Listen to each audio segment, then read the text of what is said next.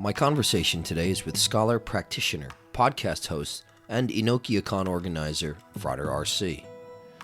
Frater R.C. and I sat down to chat about the upcoming EnochiaCon 2025, happening this July in Vancouver, British Columbia, which is going to feature a roster of heavyweight academics, practitioners, and presenters in esotericism, magic, and the occult.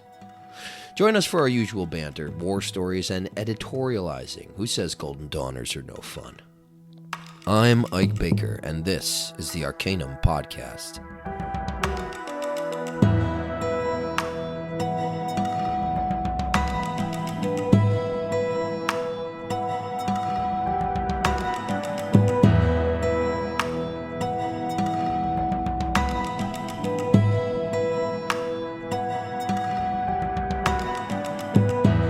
All right.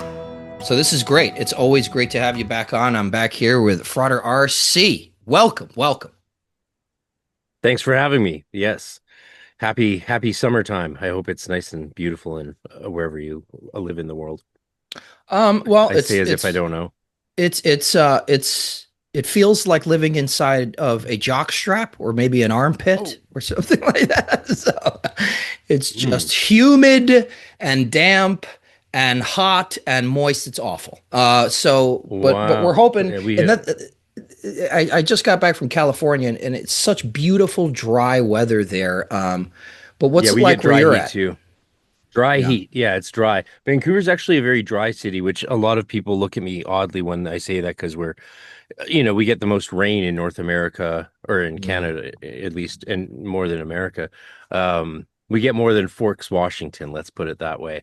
But wetness doesn't actually equal humidity. And so Ireland's really humid, for example. It's really wet, but it's also really humid. And we all know how humid heat is different from dry heat. And here, the heat we get is dry, especially because we're in a special little climate. We're nestled between the sea and the mountains in a very small area. And so that creates a strange, I forget what they call it, but there's a name for it. And it creates a microclimate. Yeah, we have Well, I mean, that is interesting, especially because for me especially, I'm about to start toying around with some weather magic and see if I can get things to change a little bit here. But really rough. Look at us, two old fogies talking about the weather. That's what we do. That's what we do. It's a good place to start. It's the Anglo-Irish. How do you do? Yes, absolutely. But we want to talk a little bit about the main event, right? EnochiaCon 2025. It's quite an impressive lineup. Last year's EnochiaCon was awesome too, but it was just digital, and now this year you're resuming your plan to host it on site in Canada. So tell us a little bit about the backstory, getting everything set up, some of the presenters, and what you hope to accomplish. Yeah, well, the backstory is, I guess the idea for this came along in 2004 when I was at East Lansing, Michigan, and attended the first ever annual general meeting for the Association for the Study of Esotericism, which is the North American Society for the Academic Study of Esotericism. And so I got to my first day there, and I was young, and so I wasn't there on a shoestring budget. I was there on all my savings, including a couple $100 from my girlfriend, to fly to Toronto, stay with an old student of mine from the temple, and get a haircut, and then take a bus from Toronto through Detroit to East Lansing, Michigan.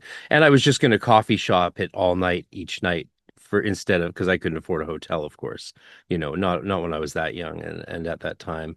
And I was saving all my money for tuition, which costs a penny or two. So, I made it. And I was sitting there in the cafe after walking over from the bus stop in the morning. And next thing I know, some professors walk in, some scholars, and I would chat a bit, and they're like, "We're gonna have lunch. You want to join us for lunch?" I was like, "Yeah, I've got a lunch budget that's for sure."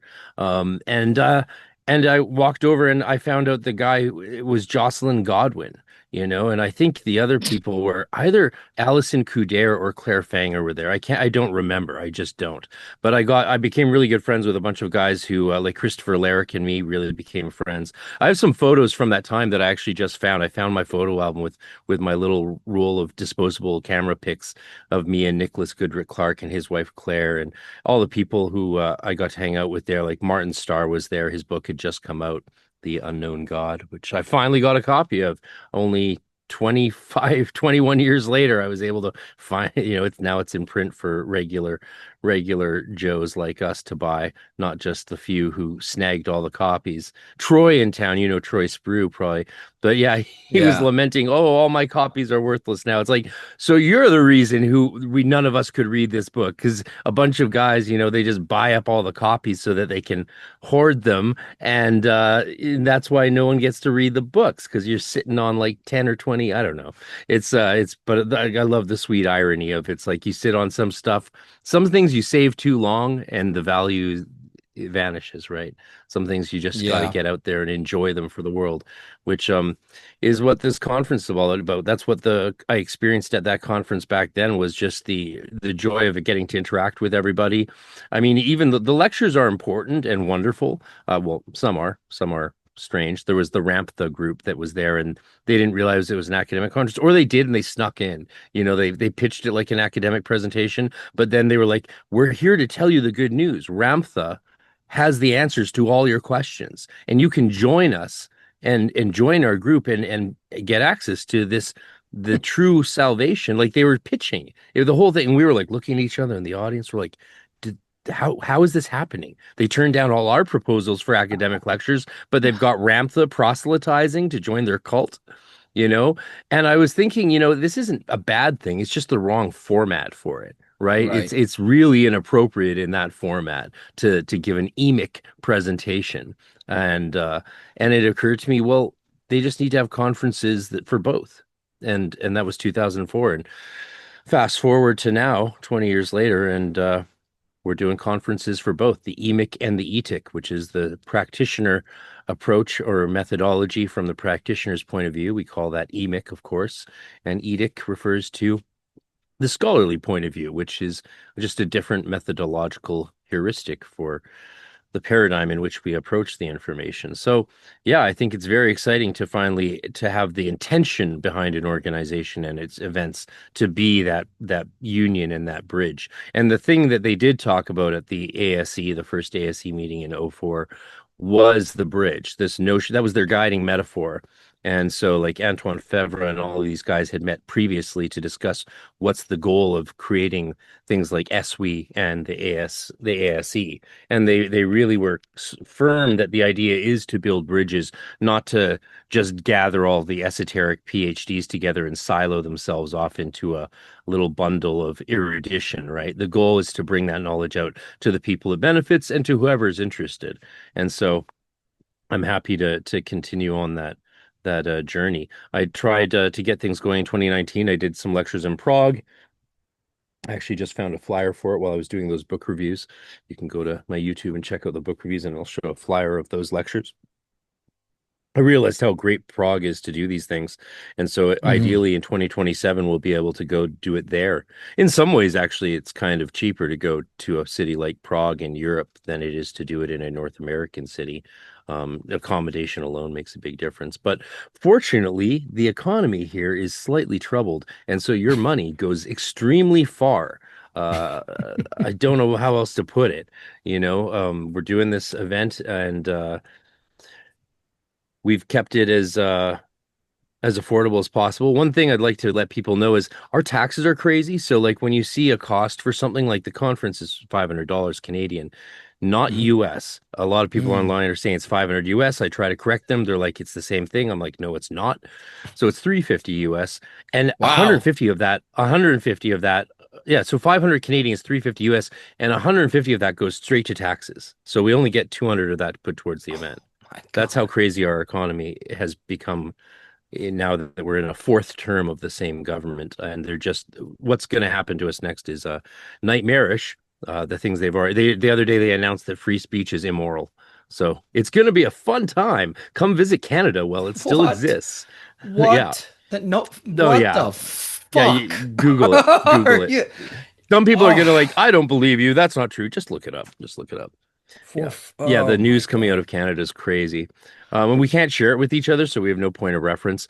But again, Canada's and Vancouver especially is just this beautiful, beautiful world-class city with so many amazing things. You've seen probably the videos and images of the new Arcana bar that I posted. We have the Shakespeare Festival on the beach that's professional. It's professional actors and directors and amazing people come out of that. Alessandro Giuliani, an old friend of mine from choir, he came out of the Bard on the Beach there, and we all know him from Battlestar Galactica, and he's gone on to have a huge career in films. If you know Mr. Giuliani, he was always a very well-spoken, great singer, and did the best Oberon I've ever seen in my life in Midsummer Night's Dream. Really good performance as Oberon. So if you come here, you can maybe catch a Shakespeare play. This year they're doing Much Ado About Nothing with traditional costumes. The other play they're doing is modernized costumes, which for some reason rubs me the wrong way. Occasionally I Yeah. think it adds something special, but usually it's not my cup of tea. So yeah, we have this great city and we should make use of it and people should come visit it. It's not a great place to live these days due to the cost of living for rent in particular, but visiting is great. Yeah, wonderful place to visit. The nature is unbelievable. Like again, every day I see people on the seawall just walking down the street on the ocean and talk to people and we're all, we might if you fall into a conversation, eventually someone says, "Yeah, well at least it's pretty," right? Someone mentions at least it's pretty. It justifies the crazy rent and all that. So it's either Well, pretty yeah, Vancouver or cold Canada. I think what's interesting too, my mom's been going to Canada for a long time. I went to Nova Scotia once, or That's twice, can't beautiful. remember. But I Beautiful. gotta say, Canada is absolutely gorgeous. My mom, spent a bunch of time in Quebec as well. Her best friend lived up there for many years, decades, and she always used to tell me, and she'd bring home pictures and just be like, "It's one of the most beautiful places on the face of the earth." As some of these Canadian cities. So, yeah, I mean, I lament the fact that I've not been able to travel more in Canada. Yeah. So, I mean, the funny thing is too, when my beard was super long, and I was a little more I was tanned more often than I am now. That I've decided to become a talking head and write books and produce content. I'm sitting on my ass for 6 hours, mostly inside, at least every day. But I used to I constantly got every time I went over the border in Maine, I'd get like pulled in by Canadian border police and like interrogated. I'm like, well, why? I don't understand. So I guess that might have like I don't know. I think my girlfriend at the time was like, you have like a vaguely criminal look to you. You look like a perp. But it's really exciting. I wish I could be there in person this year. I'm going to be presenting, but it's going to be I'm doing Mystic South here in Atlanta, which is only about a Yeah. 5 hour drive for me, and but I'm gonna probably from the hotel. I'm probably gonna it'll probably be in the hotel. I don't know if I find some place that's like way cooler looking and quiet. I'll zoom in from there. But tell us a little bit about this year's roster, which is like mind blowing. Yeah, I've gotten a lot of lovely comments and compliments on the lineup and what it must have taken for me to arrange it. But to be honest, I sort of took the approach of if you build it, they will come, you know. And I was surprised by the people who wanted to do it. So a lot of the people reached out to me, like Frater Eleftheria with of the lifting the lamp channel that's really blown up in the last year. Um, his wife reached out actually on his behalf, and I thought that was really really lovely. And opening it up to some remote presenters was a good idea, I think, because the reason there's been an absence of occult community in the Pacific Northwest is partially because of maybe a lack of occultists, perhaps. That could be the case. So the original plan was to have it focused on in-person presentations and in-person community. But yeah, we're going to have to allow remote presentations to accommodate some notable presenters who are very far away, like Dr. Chato in Greece. At least until we eventually get enough members that we can fly every presenter here. to do that. And that's possible with actually not a very large amount of members. We're not there yet. We're nowhere near there yet, but we'll get there, I think, if people are interested in seeing that happen. But really, a lot of the presenters reached out to me. David Rankine asked himself. I mean, I was asking him, we were talking, and I asked what the situation was these days with Stephen Skinner. And he said, yeah, travel's not really going to be a thing anymore. But then they talked, and it looks like David Rankin might be able to get him to Oh, wow. handle coming to Prague, perhaps. Okay. Um, That makes yeah, sense. so Rankin would love to get Skinner to Prague for our thing there. He said, but he wanted to do a presentation this year, and he's doing a great presentation on the impact of the SSM, the Summa Sacra Magica, and that'll be a really fascinating lecture because what is the significance of it? You know, we've all wanted it for a very long time, and now that it's partially out, the first two books are out, then yeah, let's let people know why it's such a big deal. Even I want to know why it's such a big deal. I mean, I know a little bit of why it's such a big deal. I mean, when you look at registers of angel names and you're not seeing the same old names pop up that we've become familiar with since the Renaissance, you're seeing older names used in places where you'd expect to see common post-Renaissance angel names. That's fascinating, right? Because was there some Mhm. core thing that was lost or forgotten? John Dee bought a copy of the Summa Sacra Magica, but he never got to really read it, I suppose, because he didn't have it for long and had to sell it for horses in a carriage, which I think is a fascinating story, right? I mean, well, what do you do on the road if you don't have travel? Like the high Right. risk, right? And if you're carrying books, forget about it. You're not Yeah. going to be walking down dirt roads and stuff. And so, yeah, it shows you how important the value of that book was, and also the value of a horse and carriage, because I'm sure John Dee regretted never getting to actually study that grimoire. You know, he's like, I had it, but I needed to survive Renaissance travel more. And so that's Mm. great. David Rankine's coming. Well, presenting Dr. David Litwa, who's been a sort of a mentor of mine in the last couple of years. Well, ever since his book Hermetica 2 came out Mhm. uh, in 2022, I've been following his work very closely and absorbing a lot of it. I have most of his books actually, and I've taken tons of his courses. I just finished the Greek reading course on the life of Pythagoras by Porphyry, and that really supercharged my Greek and got me back into developing my facility with that language. So it's a kind of an all-star cast of characters, and we did manage to get some Pacific Northwesters. A fellow named Chris Trenholm is doing. He specializes in the historical esoteric personages and architecture of British Columbia, specifically Victoria, our capital, and Vancouver. And so, what a lucky thing he found his way to us because what's more appropriate than having a presentation on the people 100 years ago from this part of the world, Right. other than Frater R.C, who were esotericists living in this part of the world. So that'll be really fun. Especially, it's always great to have someone do presentations with tons of local architecture and buildings. And he's going to look at the Freemasonic and esoteric symbolism that's baked into our Parliament House, where where everyone decides our fate. Wow.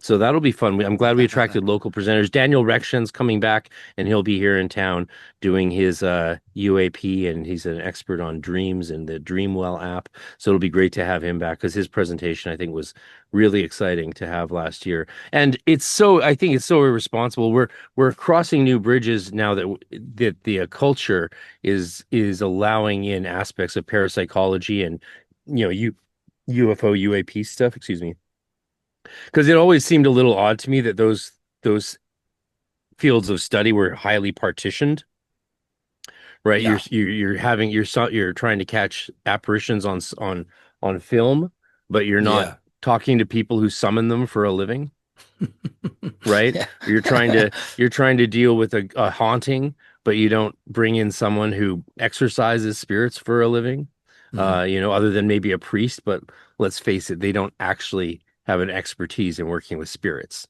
They just have an expertise in their It's true. religion and their religious methodology of dealing with spirits, which, Very true. of course, many an occultist would probably take issue with the way in which they handle these things.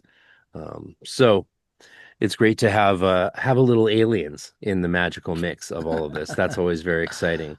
And Yeah. of course, the other thing that's become less partitioned in the occult world is entheogens, and a lot of study has been done to make people more aware of the natural role that a lot of drugs played historically in occultism.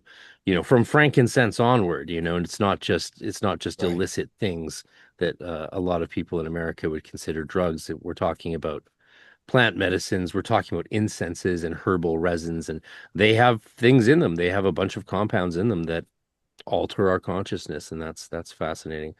Who else is coming? The list and lineup is so intense. Yeah. So Well, you've Dr. you've Justin Sledge, Aaron Leach, Dr. Terry Burns, and Terry's sticking around for a few days after, and we're gonna do some serious work together, which is very exciting. And so all these people are gonna come together, and we're gonna create the first little environment for the Arcane Research Society at EnochiaCon, and hopefully it'll build steam up to head to Prague in 2027. But we Mhm. definitely need people to sign up. To incentivize that, actually, me and Dr. Chato hatched a plan, and made a deal, which was to bring her year-long undergraduate course to everyone who attends this year. So Mhm. that's immense, because it's been possible to take it in the past. She did it through Treadwell's, I believe, and you could do it for like, I think it was like 600-700 pounds, which is like 1,500 Canadian dollars or more. And so Mhm. it's going to be included for free. We want people taking it. She wants people Wow. taking it. She wants to it's the only undergraduate level 2 semester year long kind of course like it that's academic and that would introduce, and is designed for practitioners. It's not designed for university students, but it's at the university level and that quality of information. And she spent decades developing it, right? So having that as a bonus to everyone who signs up will hopefully incentivize people to sign up, even if they can't attend live or in person. Hopefully, they'll realize that it is worth doing, and she'll kick off that course in November. There'll be live sessions in addition to the massive amount of pre-filmed lectures and information and handouts there are with it. So we want to raise the general level of education amongst all occultists, right? The more we have in common, and the more that common knowledge is actually factual knowledge, I just think the more rich a community and rich our spiritual lives will become. And so that's really the goal of everything we're going to be doing, whether it's retreats, conferences, pilgrimages, or winter workshops, which we have two coming up this winter. That's great. That's Yeah. awesome. Yeah. So Dr. Sasha Chaitau, she's going to be. What's the name of that course? Just for people who are might be wondering what it's about. Yeah, the introduction to Western esotericism. I can't remember the exact phrasing of the course. It's a general course that looks at a lot of different things. So I can't. It doesn't actually have a name that honestly sticks in my head too well. It's Well, an it's an that's academic good. title, not a. It That wasn't give written by a car salesman. It was written by a scholar. So it's Yeah, a little dry. that gives us a good sense either way of like what it's about, and I think that's really really interesting. And of course, she is just top notch. And another name that I want to drop, I think you mentioned the entheogenic stuff, but by name, P.D. Newman is going to be. He's the dude who, I mean, there's really nobody better to talk about He for is me the for my dude. money. Yeah, for my He money, is the man. dude. I Occultism, esotericism, academic approach, practitioner basis. I mean, PD Newman is where it's at if you want to learn about this stuff in a responsible sort of milieu and something that doesn't kind of veer off into I would say credulous territory. And he puts the practice in behind it. I was really surprised to hear that, honestly. The level of practical work he's done with the spice, the philosopher's stone, um, whatever we want to call it, Dalet Mem Ta Tet, Dalet Mem Tet. There's a good code word for it, Dalet Mem Tet. Um, That's great. he, I've done a lot of work with that stuff, nowhere near as your average psychonaut. But the first few months of COVID, there wasn't much else to do. Um, and he's gone to levels that I didn't even think were possible. I didn't realize you could do it in certain ways, and after he did that, he wrote his book Theurgy. So I haven't gotten to read that yet, but to hear him talk about theurgy, initiation, and entheogens, especially things like DMT, will be is always interesting. And this is the city to do it in because you can buy all that stuff over the counter now with a shop just down the street from me on its big outdoor awning. On the Wow. awning, it says peyote, DMT, 2CB, mushrooms. Like you just go in and you just buy it all over the counter. Our elections definitely uh, ensured that those laws will stay in place for quite a while longer. If the conservatives had won, then they probably would have uh, banned our experiments with legal drugs. Right. Yeah. So if there all those things are accessible here and Yeah. legal. So there's another reason to go if you're interested in that kind of stuff is go. But I want to sort of revisit for people. The channel has grown a bit, and it's been a while since you and I talked. We talked a bit about the last time about EnochiaCon last year, but for people that are that this is an introduction to EnochiaCon for, why specifically Enochi and why specifically D, and also can we expect the presentations this year to revolve exclusively around John Dee, the Enochian experiments? You've kind of answered that in discussing the types of presentations, but maybe flesh that out a little bit more for people who might be interested. Yeah, no, it is a general esotericism conference, and the theme is Dee and Kelly. And I chose that theme because one, I think Enochian magic and their work in general is massively underrepresented. As popular as it is from, I saw it recently on a Radiohead album cover, I believe, a bunch of Enochian. I know we should talk about that. We should talk about that. Yeah, We, absolutely. I we love should Radiohead. investigate that. Let's check it out. Yeah, I have a screenshot of it if you want me to share it later. yeah, But yeah. I'll send it to you, and we can decipher and see what's going on. But from Radiohead to Supernatural, which I was lucky enough to get to like consult on a little bit with Misha Collins when he was directing some stuff for the end of the show. Of course, then the show didn't end; it went on two more seasons because, well, why not? Why not? And they actually had a linguist expert in Enochian for consulting on that show. So it's so popular, but I don't feel it's actually as popular as people. I think people think it's more popular than it is. A lot of people, I think, don't really understand it in its traditional form. Well, that goes without saying, honestly. And most people don't. Most people understand it through its Golden Dawn versions and its Neo-Enochian versions, whether it's Thelema AA or what's the Aurum Solis's versions, all those sort of Neo-Enochian post-Golden Dawn renditions. So they're quite divorced from Dee and Kelly. So by going back to Dee and Kelly, we have a much different understanding of what this stuff is. And I think that's highlighted in no better way than through the work of Dr. Terry Burns and her edition of the Monas Hieroglyphica, because that seeing the connections between the Enochian magic of Dee, the Monas Hieroglyphica, and the ancient Hermetist writings of Zosimos and the early Hermetists in Alexandria in the third century, that changes everything, in my opinion. It just does. And of course, there's debates about that. Justin Sledge has some debates, some differences of opinion about, and that will be really fun to address in a roundtable format and actually get to have these debates aired and see where we go with that.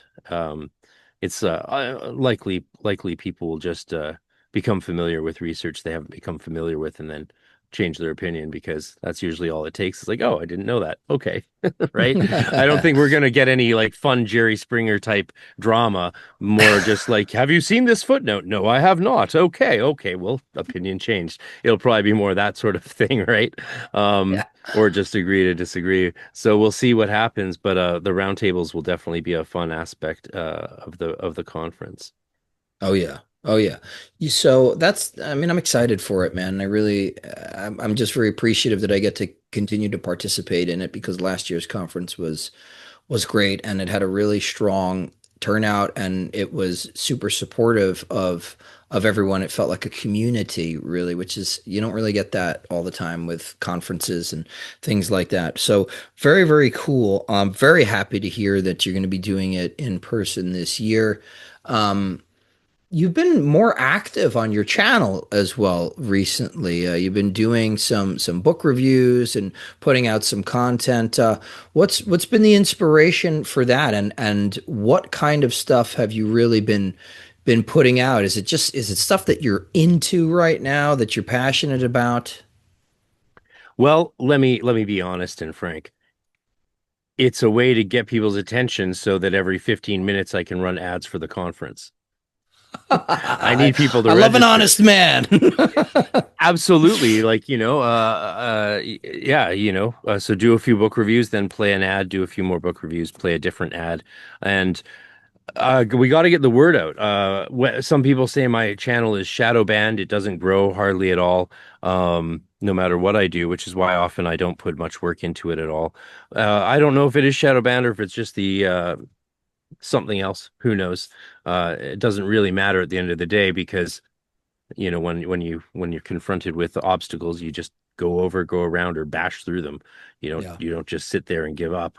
And so the word can be spread. Word of mouth is powerful. And so the more we get this word out, like when we hit that mark, if we can get this thing up to, 100, people attendees, then we'll have the funds to put on a whole Elizabethan banquet as part of it, right? Then we'll have the Wow. funds to fly everyone there. Like that's what happens when, again, I have this history of going to conferences where I had to fly there, I had to pay to enter, and then I get to give a lecture for free to 100 people, and I walk away with nothing, not even a filming of it, where they always promise to film me, I hire someone and they don't show up, and never no filming of any of it. Not Berlin, a culture, not PantheaCon when I lectured to 200 people in a hall on W.B. Yeats's Order of Celtic Mysteries for an hour and a half. Like just none of the whole history of my work doesn't exist. And so Mhm. that was and also I had to pay to play, and that always really upset me. So a lot can be done if the people behind the conference aren't making their living off of it. And for me, Yeah. this is an expense. This is a massive expense. So if we build it up, the money goes back into the event, and then we can do some really cool things with that. And I've got a new accountant, so we're all over the taxes and uh, on that end. So that way, we might even qualify for a few grants. There Canada's you making go. life That's very, smart. very hard for us. But while since Canada loves giving out money to people, why not throw your hat in the ring for a few coins? And if we ever did get like one of those like 7 or 15 grand grants, again, this is not something I'm banking on or actually that interested in pursuing. But once you have a few years of doing your taxes right for things like this, things you could apply. The thing I would do with it is I would plan like a pilgrimage to Greece and put all the money in there to subsidize everyone's costs so people could go for like $500. Hmm. Imagine Yeah. going to Greece for 2 weeks and all you paid is 500. That would be amazing. That's how I would spend grant money, right? And I have a lot of friends. I know a lot of artists in Vancouver who live off their grant money. They put Yeah. together a thing, they apply to the government, they keep all the money and just get people to volunteer for the thing. They don't Mm. pay anyone or anything like that. They don't spend the money. That's what they do. And they're usually very good at doing it. And they know who Mm. they are.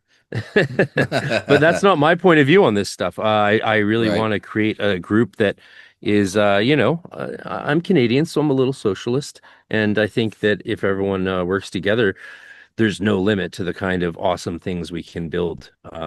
Whether the Arcane Research Society outlives me, which would be amazing, or just serves as like many temples and orders do, and magical groups do, as a pressure cooker to explode one day and release many, many more versions of itself, or emanations of its core Mm. idea out into the world. Because essentially, there wasn't really many conferences that I was interested in saving up for all year round and then attending. So I was like, well, got to make my own in that case. And yeah, we want to do like a play for next year. We want to do next year. I want to do one of Dr. Chato's translated all of Peladan's magical plays. Hmm. And, I have tons of actor friends in Vancouver, many of whom you guys would recognize from American shows. And they're always free. I mean, when they're not busy on Tinder doing drugs. as actors do. That's all they do, man. I swear to God. Well, they're all That's pretty, right? Most of them are pretty. They're really pretty people. So, yeah. I mean, let's put them to there's good use and get them to do a magical play for free for their friend at his conference of occultists. that's hilarious. That's hilarious. Yeah, I mean, that's crazy. I mean, there's some really, what I like about you is that you kind of you dream big. You have some really creative thoughts, and your history, I think, in performance and in music and things of that nature. There's always a theatricality, even when you're playing. For a room full of people, you're playing guitar, you're singing, whatever it is, drums with music. And it really goes a long way. Theatricality, making something an event goes a long way. And that's really what I think a lot of the academic conferences are missing. I've spoken at a few academic conferences. I spoke at Oxford for the Eurotas thing, the Hermopolis Symposium. Obviously, we're doing that again this year. That was very fun because of how intimate it is. But there's a sense there were a few presenters at the Hermopolis Symposium that added that element of theatricality to it. It wasn't just somebody there, sitting like reading off a piece of paper with a few like slides that you can barely see because the lights are still on, and and it's the academic stuff can be really really boring, for lack of a better word. And yeah, it's like it's insane because academia kind of has this, in general, it has this like blank check for getting people to like just spend money, and pay through the nose to be at these things. And it really smacks to me of like, I hated this when people would be like, "Oh yeah, you're come play down here for us for a few hundred people, bust your ass, drive all the way down to Florida with all your gear set up, and then we'll pay you in pizza or something like that." It's good exposure. People die of exposure. Like I hate that. So I think the more that we can create an environment where there's a sense of real theatricality, and just getting the most out of it, the most out of the experience, talking with people, shaking hands with people like Dr. Sledge and yourself. That's community building. That's an experience, and like I said, it does feel like a community, this conference, which I really love. Thank you. Yeah, that was the. I don't know if that was actually. I mean, it was a desire. I'm not sure if it was a goal. It's just the approach I take has always been very, very community building. I've always enjoyed that aspect of everything the most. The thing I like the most about performing music is performing in a group. Like I prefer Hmm. that to solo performances. I like the dynamics and fitting into the groove with each other, right? It doesn't even matter what notes we're playing or whether we're doing some amazing original song or covering Taylor Swift. Honestly, the better I get at music, the less I care what the music is, and the more I just Right. care about, that groove and that magical pocket and how you push and pull the rhythm and play with the dynamics in a way that affects the emotions of everyone listening. That's what's fascinating. And I definitely want to bring that same ethos to conferences and retreats as well. That's I think what the world is going to need more and more, especially now that we've got this whole new world AI order coming along where we're getting, I mean, Facebook has launched AI friends, especially for kids, so that they don't have to talk to their real friends. They can just talk. Like you don't know anymore when someone friends you and starts talking to you if they're AI or real. And to me, that's just the most horrific, nightmarish thing we could have done to ourselves.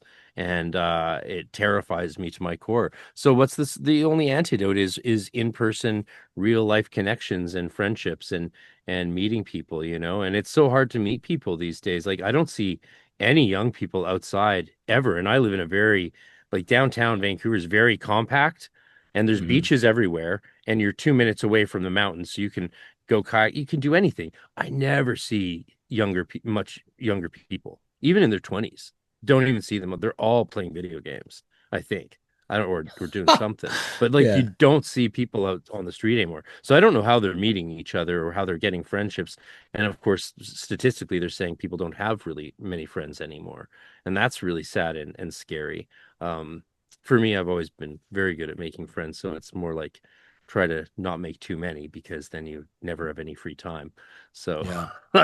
I Yeah, am that's I'm very lucky, true. but that's that's a skill not everyone has. And if you don't get to develop the way we did back pre-internet days, then how are you going to develop it? So I think just that social element is a really important thing that shouldn't be underestimated by people. And especially Yeah. connecting with people in the esoteric world, it's hard to find the people that resonate with your approach. And I think the people who the practitioners who resonate and who don't despise academic learning, those are Hmm. those that's a certain kind of people who are open to academic scholarly knowledge and don't feel like it's an inherent attack on their beliefs or their credibility or their intellectual integrity just because they believe in spirits and a professor might not.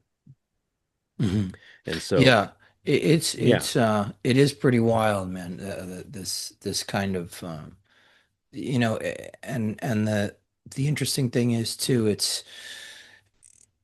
the more we connect in person as a community of practitioners and scholars, the more I think we will vivify and enliven um, what we do instead of having it be this strictly online forum based exchange because what's happening is there's a little bit of like just extraction culture that's really been you know sort of nurtured accidentally perhaps by this whole thing where it's like people it can get really frustrating, and I don't want to go down too much of a whiny road here, but I think it's really important for people to know that it's like you can't expect something for nothing, and a lot of people want you to like just pour your guts out. And then they're like, "Oh, I can give you 20 on Monday." It's like if some of us are doing this for a living, I pay a fucking mortgage, and it's in order for people like us to continue to do this stuff and to continue to give, like we can't be working, you know, 50 hours a week in carpentry and then expect us to do an hour and a half long video and podcasts and write 3 books and things like that. So there has to be some sort of fair exchange. And I think meeting somebody and really seeing the humanity behind them it's awakens this, I think, this human connection, and they're not just a talking head. They're not like somebody who's just info dumping to you at a distance. It's like this is a real person with flesh and blood, and they have, they're not so much different than me, right? I mean, it's kind of weird because you start kind of going out there, and people, especially in the occult communities, not all of them are great at social interactions, so there's almost this kind of manufactured buffer between people who have written books and people who are just learners. So that buffer is going to be, that gap, that differential, is going to remain there, and possibly widen if we don't start meeting in person and talking to each other and going out for a cup of coffee. yeah, especially as so many people get you know, their jobs replaced by robots and AI, which is already happening, right? What are we going to do with ourselves? Well, who knows? But I do know that the most important part of it, yeah, I really don't know what people are gonna do. Yeah, but let's not worry about that just yet. We have to like, We got time. we got to have World War III first, and then we'll see what's up.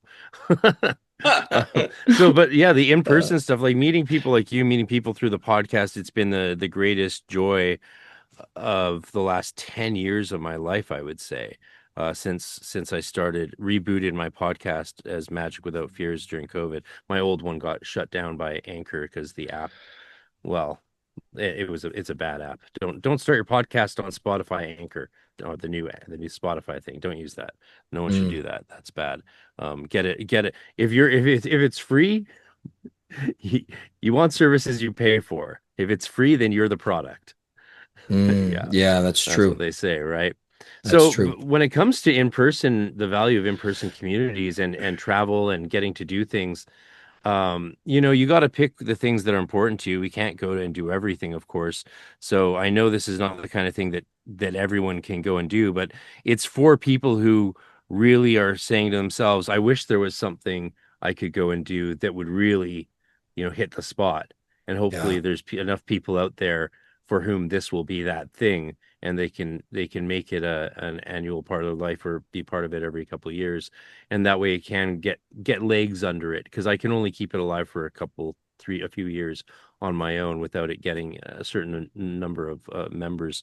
So, and we're doing good. It's we got more signups than last year, just in the early bird phase, and we still need more. We're at a no frills stage of pulling it off. It's going to happen no matter what, of course, because I'm backing it myself, and that's fine. I can, retirement savings can wait. You can start saving for your retirement in your 60s, right? I mean, Sure, there's why no not? retirement, we're at that stage in the world. I mean, we joke about it. I love joking about this stuff because, I have a dark side. That Saturn Same. rulership of Aquarius is, plus I got a 0-degree Scorpio ascendant, so it's like, yeah. It's dark. I like the darkness. Aesthetically speaking, not literally. I'm all about we're Golden Dawn guys, so we're all about the sun and the solar light of Loops. Yeah. different.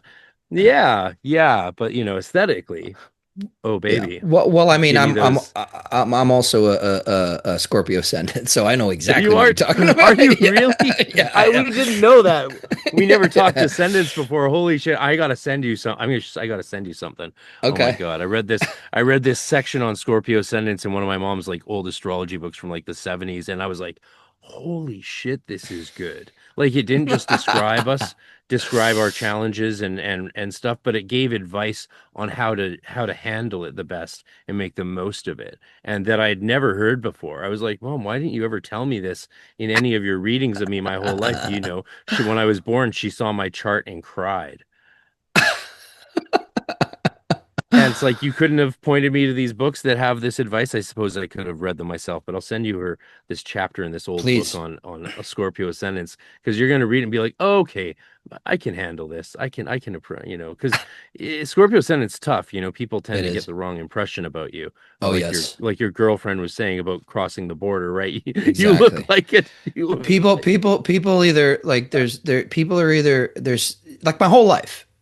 People are either like intensely intrigued, yeah, immediately repulsed, yep, or yep. or like just intimidated.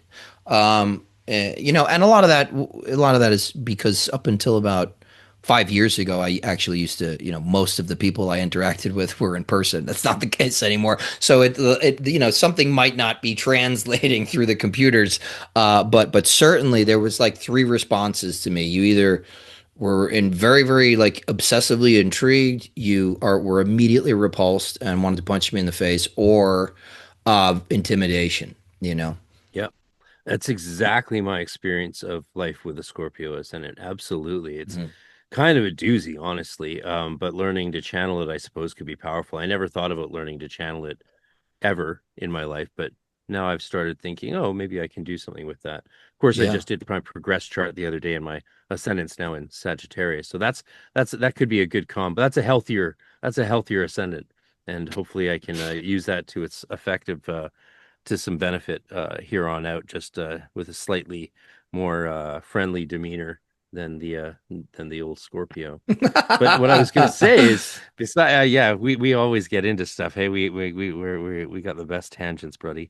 But Yeah, I love coming it. back to community and travel and doing things in person, I really wanted to, before we have to end this, because I know you don't have too long, but I really wanted to hear about the people you met and the communities you experienced traveling for your recent book, Etheric Magic, which I have and I've flipped through, and I'll be doing a review on it soon, of course. Oh, really? And yeah, oh Cool. yeah, of course. Yeah, I've got Awesome. your other one right here. I just don't have the Awesome. last couple of months leading up to the conference. It's like my schedule's, yeah, it's Yeah, I yeah, don't, yeah. that's just a pleasant surprise for me that you bought it and you're even interested in Oh, it. right away. So, I pre-ordered it for you, baby. oh, that's Yeah. sweet. Well, Oh shit, yeah, man, yeah. I got to sign Got it to get for you and give you, those numbers up. yeah, and I got to write some sweet love notes to you. Yeah, especially and anybody that buys the book on Amazon, please leave a review if you liked it because I have somebody who we all know him as a very petty figure in in our communities, but he doesn't really like me, so he's just dogging me and leaving me 1-star reviews on everything. Oh So no. Oh yeah, wow. Wow. yeah, yeah, Even I don't get much of that. I do get some, but I haven't read reviews for me in years, of yeah, course. yeah, But yeah, that's unfortunate. I'm sad yeah, that yeah, they are being so petty. That is really yeah, pathetic. Oh yeah, wow. yeah. Yeah, I'll definitely get to it and make a review. I just wanted to get I guess I can do a review and then do a more edit it to make it more in depth when I've really absorbed what you're talking about. And but it's a great book with diagrams and all that. People should check it out. But I want to hear about the tour because you went to England, you went to what's it called? And then you were just at the PRS, the Yeah, Philosophical yeah. Research Society. I was up in New York as well. I was at Amityville Apothecary. So I've been doing like one Masonic presentation and then one for the public presentation because it's ultimately right. The Masons are the people who have their shit together enough to fly me out and make it, you know, feasible, right? Because we just can't, I can't travel this much on my own dime. So the Masons are truly, as an organization, these lodges are who are facilitating this for me. So, but I always try while I'm in town to book something as well, right? That's another thing I learned from being a musician is you got to block book when you're on tour, man. You can't have too many days off. You got to be playing So you got and your making anchor money. gigs, and then you fill out Exactly. the Sunday through Wednesday. Yep. Exactly. Yep. So that's been really cool. Yeah, but Watkins was great in London. I spoke at the Grand Lodge of New York City, or the Grand Lodge of New York, Wow. up in New York City, for a number of lodges, and I'm guessing in that was a super fancy lodge. Am I right? oh Or my was it gosh, more yeah. old and No, small? No, no, big and no, not fancy. small, big. Yeah. It's New York, man. I mean, like everything there is way too big and way too fancy. But this was actually quite understated compared to the ornamental sort of style of those older Masonic lodges built at the turn of the century, late 1800s, early 1900s. But still, it was great. I was at Amityville Apothecary, which is incredible because I used to play across the street from there at Amityville Music Hall growing up. I grew up on Long Island, so that was a 15-minute car ride from where I grew up in Babylon. And so it's like, oh wow, it's great to be back. It's like I used to play music across the street. Now I'm in here doing a workshop, and it's just a lovely group of people there, and that was great. Lots of consistent people coming out. The Watkins talk was fantastic. That's going to be up on their YouTube channel. That was very well attended as well. We did a lot of cool stuff in London. Lots of friends came out. Sam Robinson from Pansofers. We hung out with him. Sally and James North from Holy Thornton Press. They Oh, they came out. came. Yeah, Oh, yeah. great. We Yeah. hung out. We hung out actually like the next day. But either way, like we were just like it was just really cool to finally shake hands and go to dinner with people that I've been talking to for years. What you got there? Have you not Rosicrucian read this? tradition. By It's Sam like coming in Robinson? and out. I can barely see it. Oh yeah. There you go. There you go. No, I have his. I'm The actually doing my Mylander. own annotations for the Mylander book because it's so Oh yeah. fascinating to me. Yeah, Yeah, I just haven't read it. It's up there, but yeah, this is a wild book. Sometimes I think it's one of my favorite Golden Dawn books. Sometimes I'm frustrated by it. But I love that he just sat down and sort of spilled his guts, yeah, after he separated from or was separated from Zaleski. right. And my mom Yeah. was actually there with him in Montreal when that all went down. She went through Portal with Sam Robinson, believe it or not, back in like Oh, 2004 or wow. 5. Yeah. So she was there when like the shit all sort of hit the fan with Sam and Martin, and yeah, Wow. yeah, and then Wow, Sam went that's to Europe crazy. Yeah, but and banged out this book and shared all of the things he learned going up to 6'5" under Zaleski in Australia. Yeah, wow. so there's a Yeah. lot of good insights in that book. Yeah, Sam is a brilliant guy, man. But it was really cool. Actually, I had a Zoom call with him while I was in California last week. We just catch up periodically. But California was cool too. What was the PRS. Philosophical Research Society like? Yeah, yeah, how Well, was this is actually my second in-person presentation for them.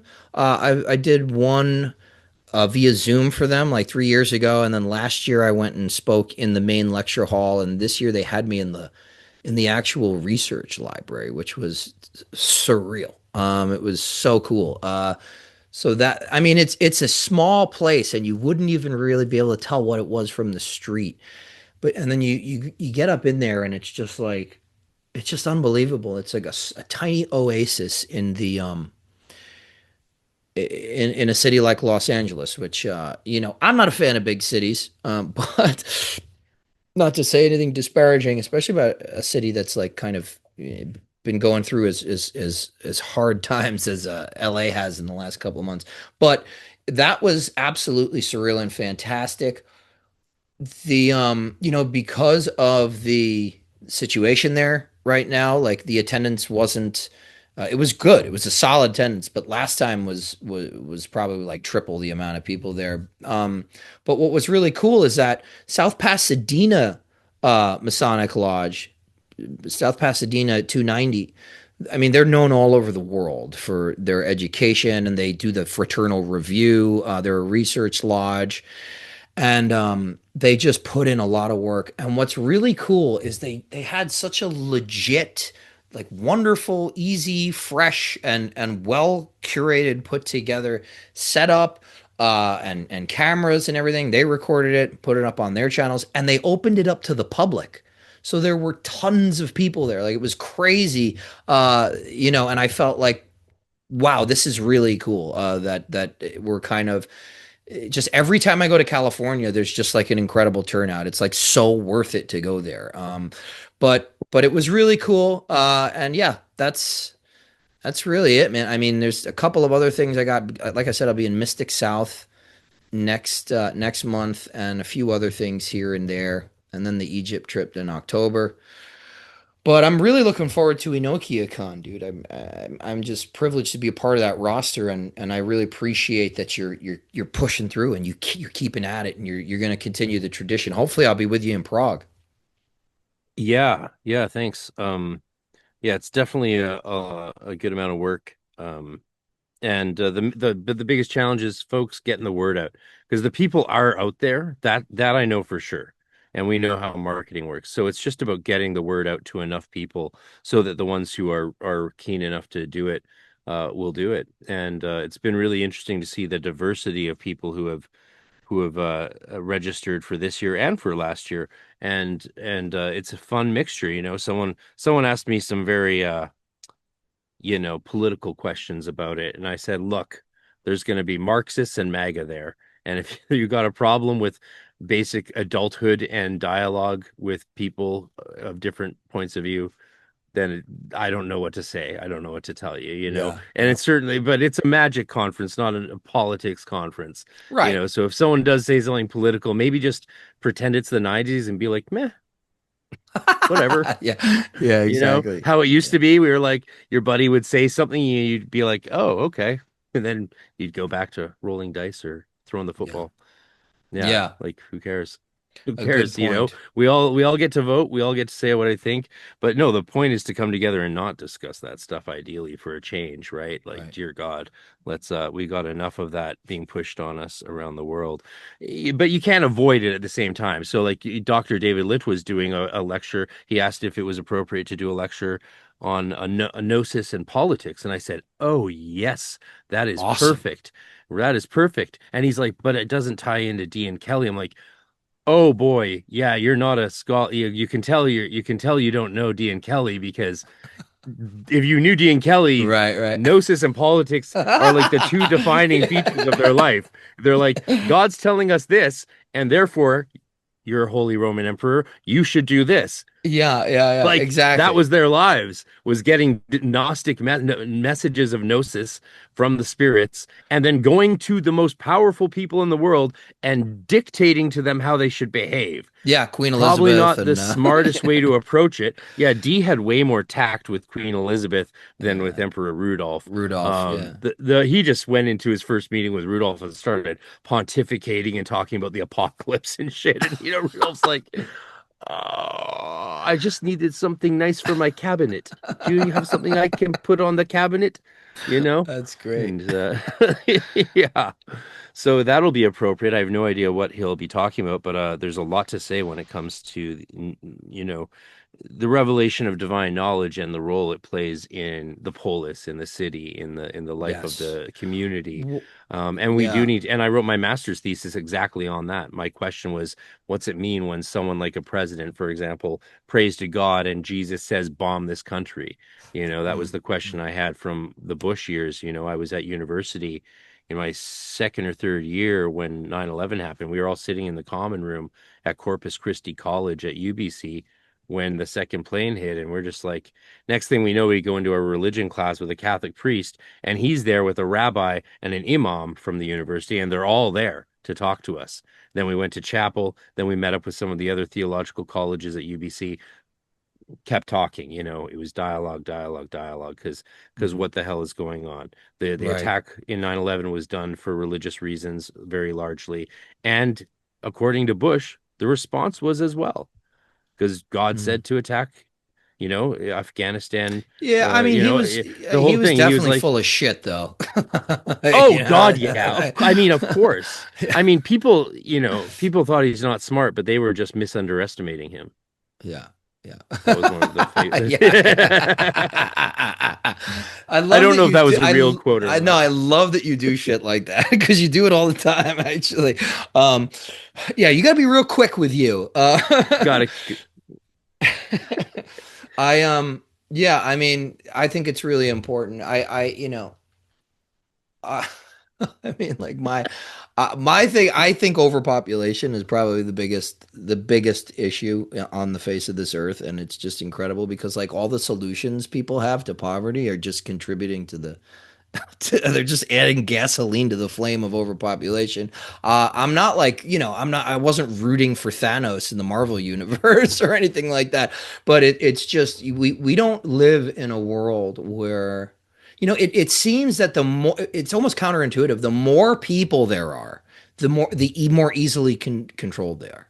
Which is very, very interesting. It's like the bigger the herd, for some reason, the more, I don't know if it has to do with an egregore or the subconscious or what it is, but like you would think that our overlords would be way more afraid of us, but then you look around and you're like, oh, these people are pretty fucking dumb. I don't know why. I'm not really sure how everybody can be this literally like glossed over zombie state, just group think, so easily programmable, because the answer to external politics is the governance, as Plato would say, the proper governance of the internal polis. Right, that's the only way. The only way to do this is to get everybody to change themselves first, and become self-sovereign. And that's really it, at the end of the day. Otherwise, you end up with that hellscape, that eugenics hellscape that he describes in the Republic, which is like, kind of what's going on now, where it's like, yeah, you have a group of people who are basically just human cattle, and they just get herded and protected by the guardians, and then you've got the rulers and things like that, the ruling class. And that's essentially what's going on right now. But it's abundantly clear that the people in charge do not have our best interests, in mind. So I think there's a Yeah. lot that can be said spiritually, philosophically, and it needs to be said right now about what is going on with the state of politics. I applaud Dr. Litwa for the gumption to want to talk about that. Yeah, I doubt it's going to be about anything sectarian. It'll be more about, just the role of special sacred divine revealed information and the way that that gets used. I have no idea what he's going to say. I can't even pretend to know. Um He has some I don't even know what his views are really. He mentions a few things sometimes, but yeah, I'm more interested in what he has to say about Greek grammar than his thoughts on, I don't know. I don't even know. But I am surprised to hear you say population is the problem. I thought the problem was we don't have enough people and we're facing population collapse. But I haven't looked into it too much. I mean, the population I of know the that no one's Earth, having kids. No the one's having kids population. anymore, you know. Well, that's You're not talking about necessarily. global population? Yeah, Okay. yeah, that's not necessarily the truth. I think, the thing is like our the lifestyles of what I would consider an intellectual class, those people are not necessarily factoring children in. I think a lot of that has to do more with the self-centeredness that is attendant to intellectualism. And Mm, and I think that is very inherent. I consider myself an intellectual, and my life struggle has been selfishness. And so what a lot of people use as a balm, as a palliative, is they donate money, and they espouse these sort of like secular humanist ideals and things like that. But at the end of the day, all they really give a shit about is themselves, and that comes that's part of the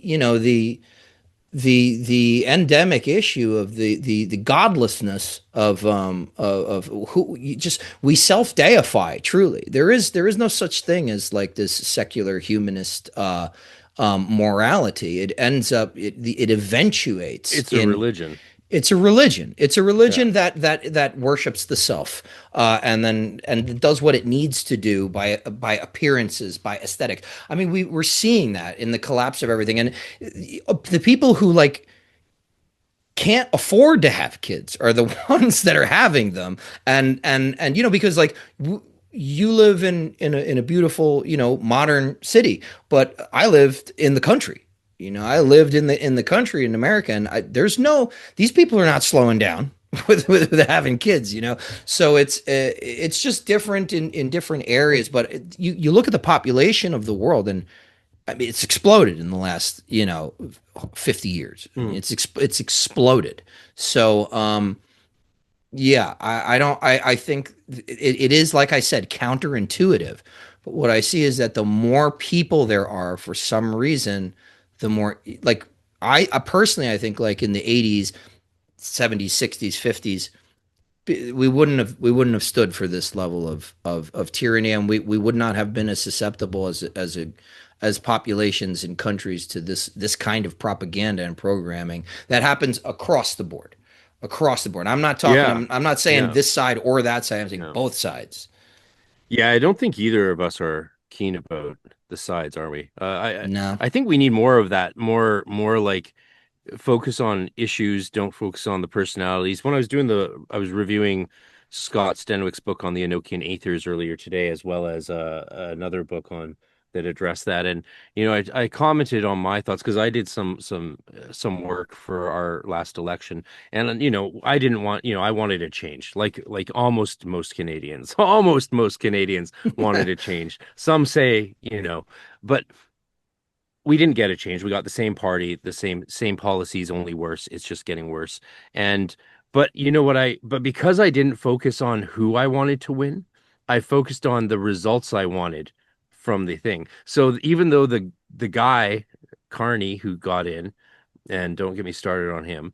Uh, and I traditionally I was an NDP guy. I've always been an NDP guy, but that party was gutted by for profit and corruption, and Mm, so that party's gone. The leader literally almost or basically eradicated it through his corruption, and fuck. so that left me with very little choices. Like you go liberal, who are not liberals, they're totalitarian fascists, or you can get the conservatives, who have always been kind of how do I like? I mean, what do you say? They're douchey at best. Let's put it that way. What else? I don't know what to say about the Canadian Conservatives. And the Canadian Conservatives politically are like your Democrats.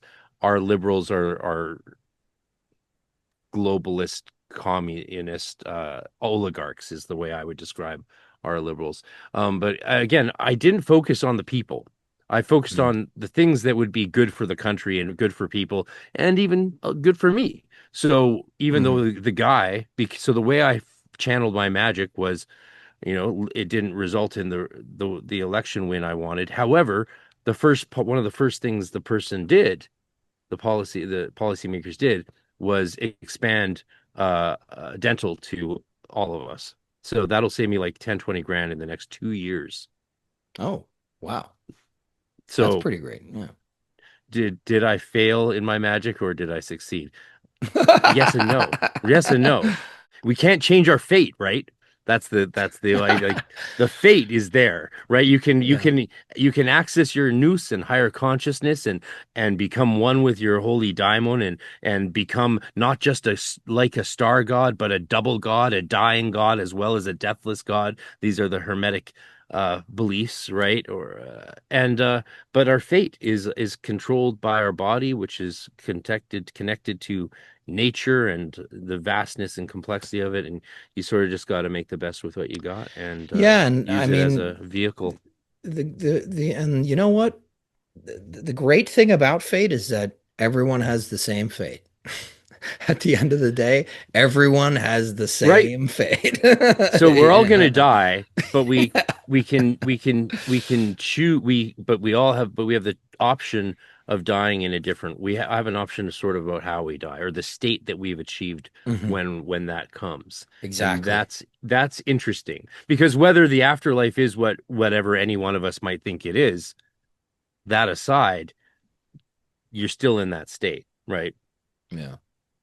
In that state of connection and like Valentin Tomberg says, the all of our spirituality stuff is essentially to change one thing. It's to change death from being like this to being more like this. Mm. A curve instead of a sharp hitting a wall and now you're dead. Instead, we can sort of glide up into that realm. And I like how simple and reductive that is because if that's all you get out of all your spirituality is just like a smoother death, that's not so bad. I mean, I think the samurai knew that, right? They cared a lot about the state in which they lived and the state in which they died. So that's where the harikiri and all that stuff comes from. They cared about dying properly, dying well. The Greeks believed that as well.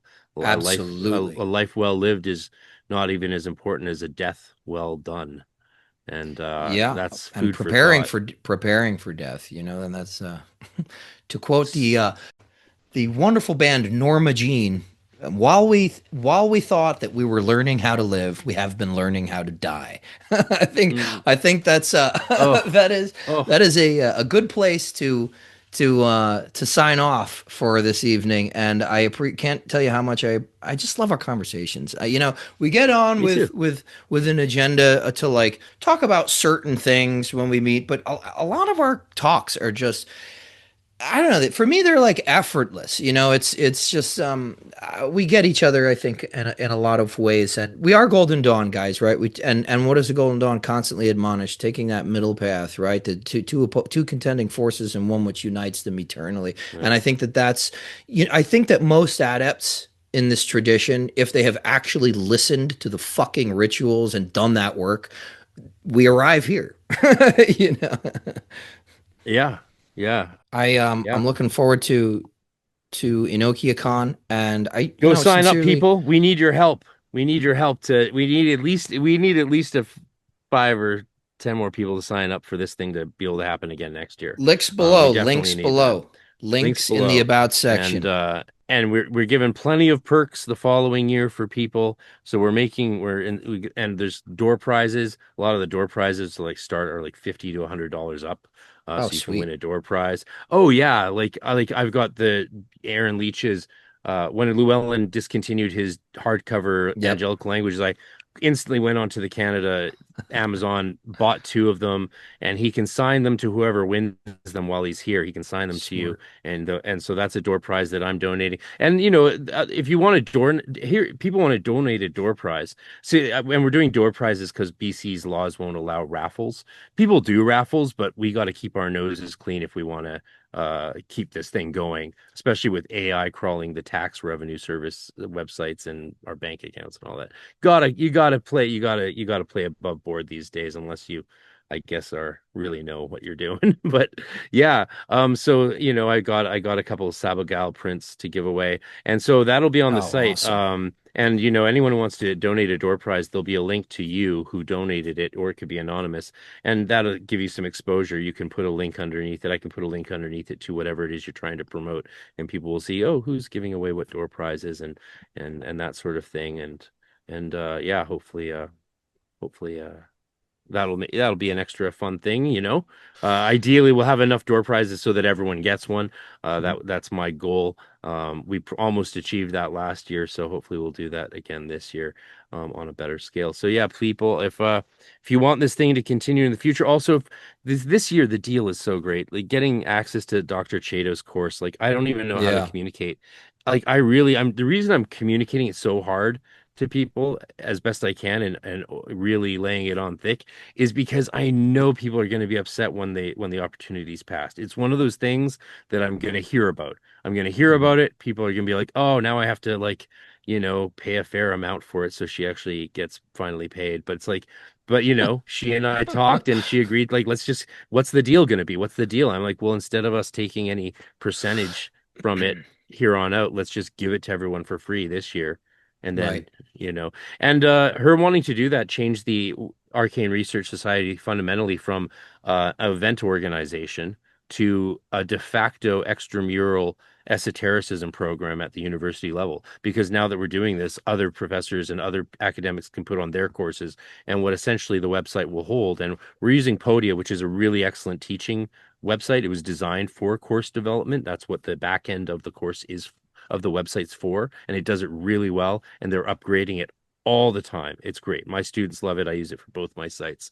So other academics will add courses, and before you know it, you're going to be able to do a de facto undergraduate degree in esotericism and occultism, That's and not awesome. just from academics and leaders in their fields, scholarly wise, but with a particular aim and design for the practitioner. So, like, how Right. cool is that, right? Because academics usually don't have the freedom to design their stuff specifically for the practitioner. They have to at least do the academic dance, Hmm. of like, oh, one could do this, some might do this. No, they can just be like, check this out. This is what they did, and you could do it like this. You could do it like they can have complete freedom, which is something that is, I think, gonna help people realize the value that the universities have been failing to provide to a lot of people in recent decades in our life. There's been some Oh yeah. issues, and hopefully, well, if they don't want to hire all these awesome professors like Dr. Chato and Dr. Litwa, who, like, are outside the university system now, then we will make our own parallel Hell yes. university economies, Absolutely. because no one's doing an undergraduate degree in esotericism so they can get a good job, right? Right? Yeah, Right? exactly. So it doesn't really Exactly. matter if you're not actually getting a accredited degree at the end. What you want is the information so you can then apply it into your life and become a better teacher yourself if that's your desire. So Well said. thanks for having me. Tons and tons of goodies for everybody. I mean, a really never-ending list of almost of benefits to real serious practitioners. Thank you so much, Frater R.C. Hermetic Podcast, Magic Without Fears, and I hope to speak to you again soon. Have a great night. Absolutely. We did it in less than 4 hours.